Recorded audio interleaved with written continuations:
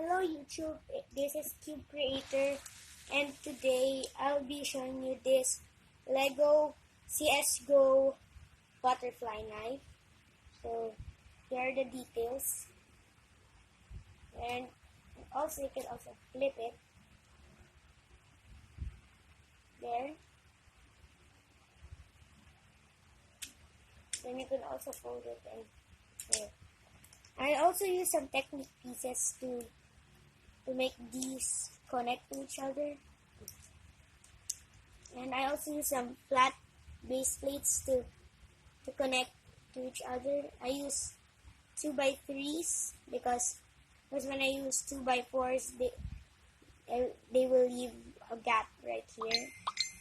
So this is what I made, and I also have another CSGO weapon. Here is the Lego CSGO ceramic knife. So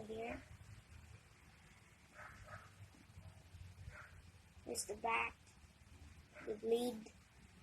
Well, this is not really big, but it's a nice size for my hand. Here the ring, then the front, here, then the tip. So these are only what I want to say. I only want to say the details and where it came from. So that's all I want to say. Bye.